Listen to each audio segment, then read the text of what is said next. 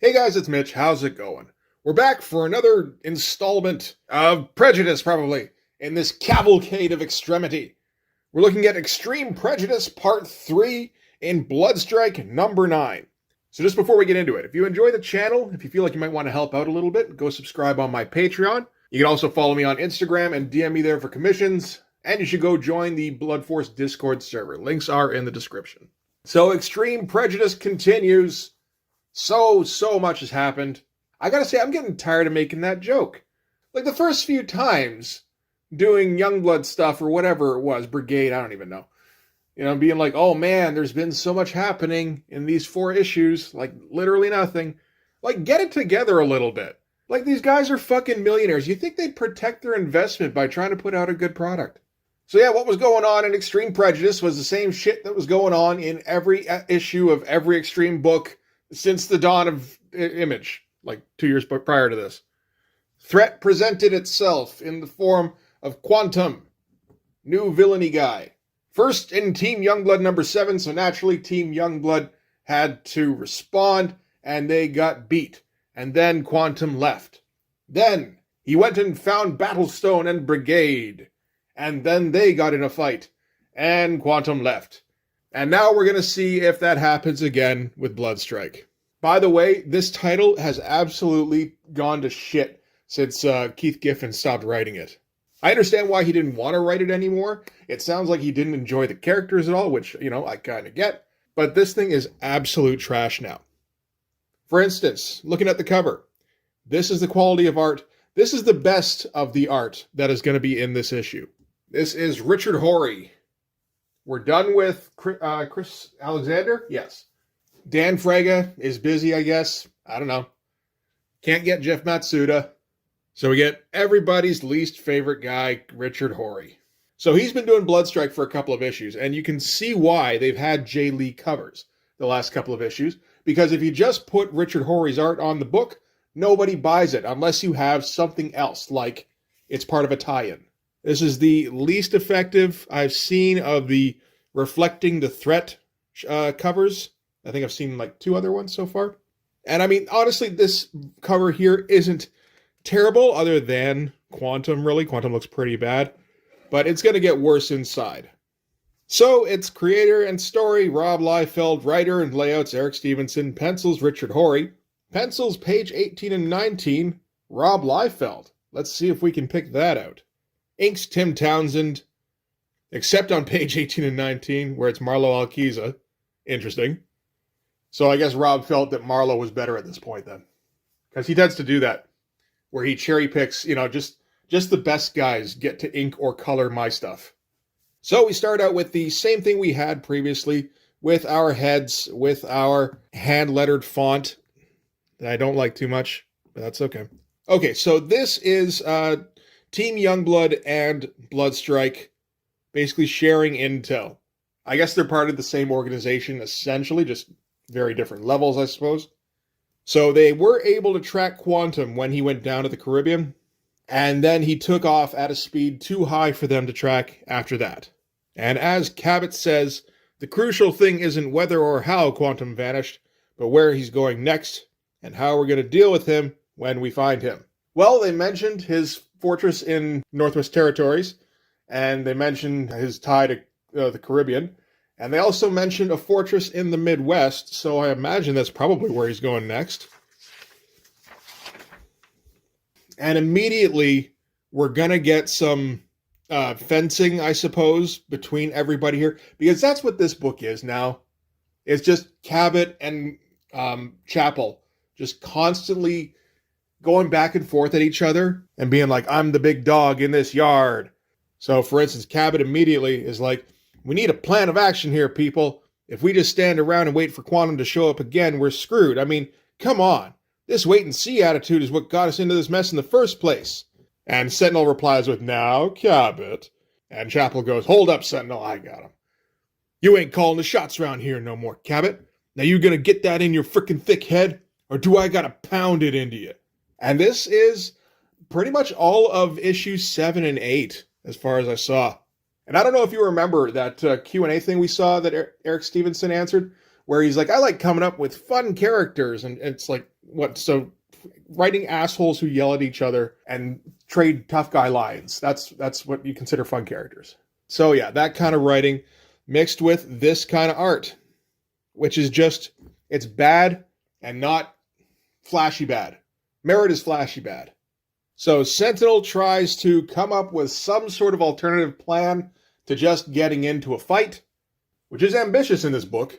And Cabot immediately goes to finger pointing, saying Senator Keever fumbled the ball when it came to making sure that Quantum was locked down tight. And then Chapel does his chest pounding, where he's like, Cabot, I don't want to tell you again. And Cabot's like, don't worry, you won't have to. And then he kind of stomps out of the room. And they never did come up with an alternative plan to fighting Quantum. And these pages, like, they just suck. Everything sucks. The layout sucks. The finish sucks. And it's not funny bad. It's just kind of deflating. This is as good as it gets, really. So then we've got, I think, Noble here. He's one of the people that got called in. So he seems to be in communication with the Brotherhood of Man, who have infiltrated... What did they infiltrate? Was it Bloodstrike? I feel like the Project Born Again thing, that's right. And surprisingly, the Brotherhood here, they have detrimental plans for Bloodstrike. I know I'm shocked personally. And it turns out there's an evil cyborg-looking dude that seems to be running the show. And what are they fucking talking about here? Noble is an ambitious man. He wouldn't be working with us were he not. Does he fully grasp the scope of the Covenant's infiltration or of Project Born Again? Perhaps not, but he will. And if Bloodstrike perform as expected when they finally encounter Quantum, then so too shall the entire world. I'm trying to think what the world will do. They will fully grasp the scope of the Covenant's infiltration of Project Born Again? I guess that's what he's saying. Does the world even know what Project Born Again is? That's his objective, to infiltrate Project Born Again at like every level and then tell the world? I don't know what's going on. Okay, so back with Bloodstrike here. Chapel, I don't know if I mentioned before, but Chapel is in charge of Bloodstrike now. We did find that out at the end of Bloodstrike number 6, and that's kind of been what the focus of the last couple of issues of this series are. I don't know why he has red eyes, though. Oh, he got the pink eye. Poor guy. Anyway, so Chapel's talking to Noble, and he's like, what's going on here? One minute you guys are telling us you haven't the foggiest where Quantum's gone off to, and now you're saying he's holed up in some kind of safe house in Arizona? I ain't buying it, mister. Everyone's always objecting to everything everybody else does. So Cabot says that Rome has a way of finding things the Pentagon can't. So likely Cabot has no idea why they know where Quantum is now either, and the information was just gotten from the Brotherhood of Man here to Noble. And Chapel wants to run this by Keever and Sentinel, and Cabot's like, oh yeah? Then give him my regards, chap, because I'm through waiting for every decision to be made by a committee of dunces. Oh, we called them dunces. And then Noble, who is always holding a cigarette upright, because that's the only way... honestly, that does help, because that's the only way I could identify the guy. But he calls the Brotherhood to tell them it's done. So it, I suppose, being that Bloodstrike is involved in the whole Quantum thing. And more of the worst dialogue you've ever heard in your fucking life as Chapel runs after Cabot to try and... I don't even fucking know what he's trying to do. Cabot goes, back off, Chapel. You want to go another round with me, you'll have to wait till I'm done with Quantum. Chapel's like, you're one hard-headed SOB, you know that? If I didn't know better, I'd... Cabot's like, well, you don't, so why don't we just leave it at that? In case it hasn't filtered through to your brain just yet, I've got enough on my mind right now without having to deal with... And... like, this is every character in every book Eric Stevenson has ever written. Like, I'm at a point in Blood Force where I'm trying to come up with some dialogue between the team members, and most of the stuff I keep coming up with is stuff like this, where everybody just hates each other. I don't want to do that, because I want, like, the characters to actually kind of be likable. But all the tropes are team members having dick measuring contests with each other. So Cabot stops short, because it turns out Battlestone is visiting the installation. And the last time, chronologically, that we saw anything from Battlestone was in the Blood Brothers series, of course. So naturally, Cabot is still pissed off at Battlestone because he kind of sort of almost won that. But in this instance, Battlestone came to help because, of course, well, he failed to take Quantum out. So he figures, if Bloodstrike's going to be the one taking the next swing, he might as well come along. And Chapel's backing him up on this, and Cabot just kind of knuckles under. And yeah, I think this is where I really started noticing how bad the art is. Like, this is supposed to be a cool headshot. This is supposed to be an impressive pose. These are supposed to be speed lines. And I mean, I don't think this is Richard Horry giving a low effort. I think this is the best Richard Horry can do. It's just like, what the fuck are you doing hiring these nobodies to do your comics? Hire somebody good. Rob made a point of paying everybody higher than market rate. So, hire professionals at higher than market rate. They will work for higher than market rate. It almost feels like Rob was trying to make a point of being like, all I need to do is get the ball rolling with a cover. And then I can just staff a comic with any nobody I like, and the money will still keep rolling in. I'll pay them like they're pros, but we'll just make sure to get people who are substandard. Just to make it clear that all I need to do is be around a comic for it to be successful. So 1/2 hour later, Team Young Bloodstrike Brigade touches down somewhere in Arizona, about a half hour from wherever Quantum is right now. And Battlestone proposes something almost approximating a plan. He says to Chapel, our best chance is to split into separate groups for this one. He figures they've got to try and divert his focus. So if they attack in 2 waves, Quantum won't be able to maintain his concentration, and then the second wave would have a better chance of punching him, I suppose. So, I mean, that is kind of a tactic, a little bit. Like, if they go, Yoo-hoo over here, and he looks over there, and then somebody sucker punches him from the back, it's not a preferable tactic for superheroes, I'm sure, but, in a crisis situation, you do what you have to. That's not what they're going to do, though. Oh, this shit's so bad. Look at this cross-hatching. This was Tim Townsend, right? All this stuff here, just so bad. Oh, it's like he's a guy pretending he knows how to draw. So Quantum is roaming around the halls of whatever this place is that he's at. They don't tell us, but I think we can assume it's just another kind of hideout. And this place has been trashed as well, which gets Quantum into a pissy mood just in time for Bloodstrike to show up. And we get a very awkward attempt at trying to be badass here. So this is, we can do this a couple of ways, Quantum. You can surrender, now, or we can blow your worthless ass into more pieces than what's left of this wall here. Your choice. Either way, you're coming with us. And then Deadlock says, and just so as we're crystal clear on exactly what's going down, I personally hope you go with the latter. More fun for me and all that. And it's just they keep adding on, like, that line wasn't quite badass enough. I better add a bit more badass to it. Maybe a bit more. Maybe a bit more. So Quantum apparently isn't in the same kind of generous mood that he was in previously, where he wanted to talk things out first. Before he got to the fighting, he's just going to get down to the fighting right away. So he does something. I don't even know what's going on here. So then Shogun recovers to attack. Quantum's a little surprised that he didn't kill him with that shot. And Quantum says things like, I'm unimpressed by you. Go ahead and do whatever you want to do. It's not going to do anything, and then I'm going to kill you. This is all just kind of standard shit. That face again, fucking terrible. This tech stuff's pretty good, but then, of course, Richard Horry started out as a tech assistant, where he was doing, like, spaceships and shit for Rob on Youngblood. And, yeah, so as he's powering up to take out Shogun, that's when the second wave comes in. And they announce their presence by going, that's what I always liked about you, Dad. Your uncanny knack for making rash assumptions based on absolutely nothing at all. That was really long-winded. So the whole point of splitting their forces, I don't know what the point of splitting their forces was, because now they're just a big group of guys that are all going to attack him at once, because that's what they do. Only they're less like 2 guys. So maybe they should have just done it as a gigantic force, because they're all just going to have a punch-up now anyway. So Cabot starts out by shooting at him, does nothing. Seahawk and Thermal swoop in, and Quantum here is actually a little funny. He's like, are you guys all crazy? I defeated you all hours ago. Just because there's more of you doesn't mean you're any more difficult.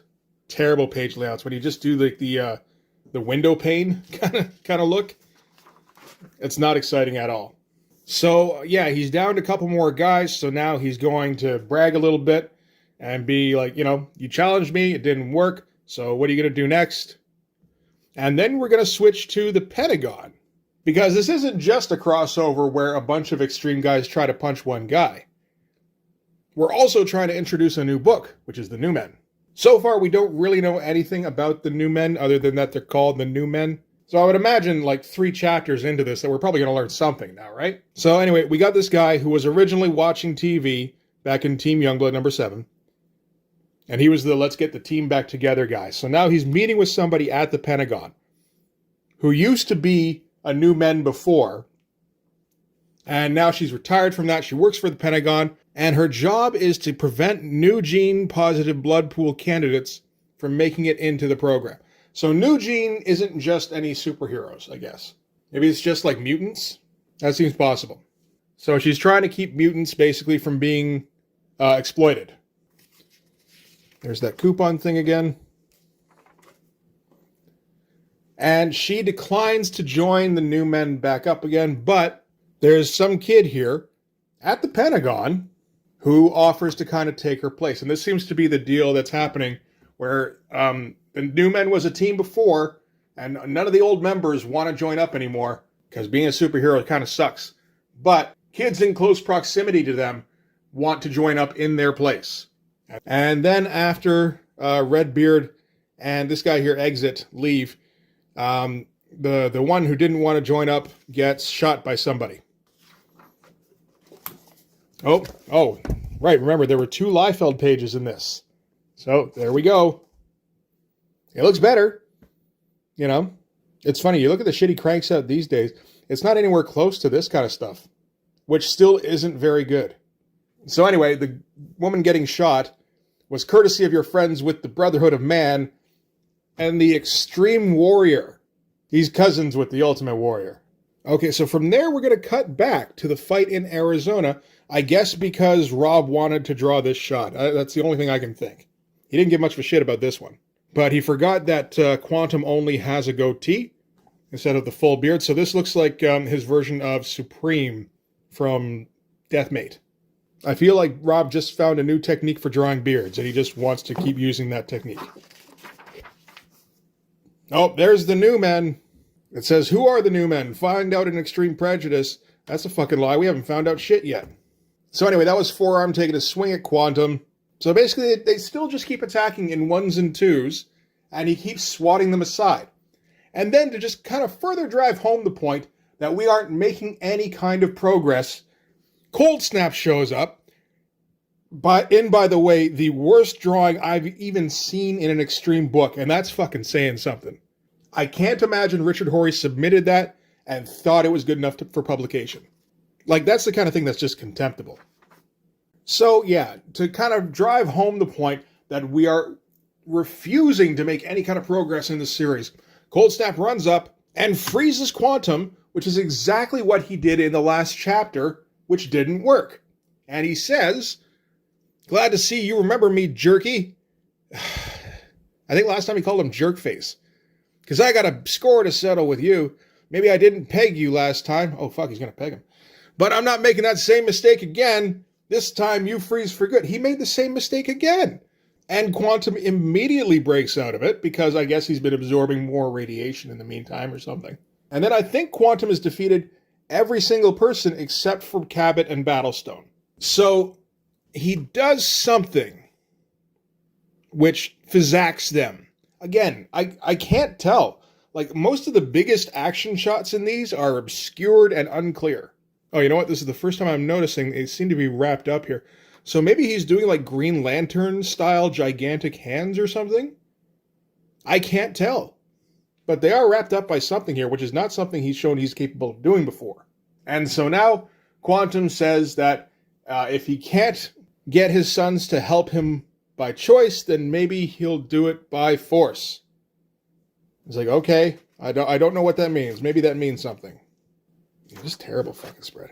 And then at the end of it here, Sentinel thinks, great Scott, because Eric Stevenson doesn't know shit about comics, but he's seen Superman once or twice.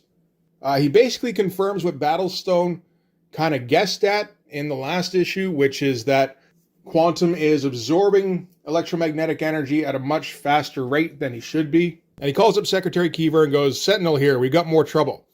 And Keever goes, "What's happened?" And somebody put the wrong kind of balloon in here, so Sentinel doesn't reply. He stands there and thinks to himself, "When we first encountered Quantum yesterday, I used my suit's portable sensors to gather some information on Quantum in his current state. I've gone over every scrap of data, and it looks like Quantum poses a threat on more than one level. You'll probably need to come down here and check it out. Maybe I should tell you this instead of just thinking it to myself." And I think Sentinel now is actually thinking to himself, where he goes, "In the meantime, we'd all better pray that there's actually a way of reversing the effect Quantum's having in our already fragile environment." So yeah, he's like sucking up all our EM radiation, and that's bad. And Sentinel goes, "Quantum will be stopped, even if it costs me my life." It doesn't. Sentinel's still around like a year or two from now, at least. All right, so that's it for Bloodstrike number 9. There's that fucking black and white shit again. She kicked a dog. In case you needed a reason not to read it. Well, there's the checklist. And they cut out the Q&A thing, so I got less to read in here. I'm not reading these fucking letters. They still don't have a breakdown for what happens in part 5 of this. We've got 1, 2, and 4. Oh, did they finally figure out not to give the breakdown on what happens at the end of the series? I don't think so. I think that's just they ran out of space. For real? We couldn't think of another way to divvy that up. Eh? You had to get... One of them had just a crotch shot on the back of your book. So yeah, Chapter 3 of Extreme Prejudice is done. It was exactly the same as Chapter 1 and 2. There were just more guys.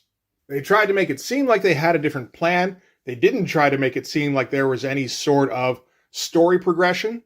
And then there was a big fight, and good guys lost again. That's 3 times in a row they've lost. So next issue is Supreme number 11, and we already know that's Supreme's most embarrassing defeat ever. So maybe he got pegged. Oh, I tell you, these comics are too extreme for me. So yeah, we got 4 chapters left. So I guess 4 more fights, probably 3 of which the good guys will lose, and then the last one, the bad guy will lose. That's called an arc right there. So anyway, that's going to do it for this one. Thanks very much for watching. If you like this video, please hit like, hit subscribe, hit the notifications so you know when the next one's coming out.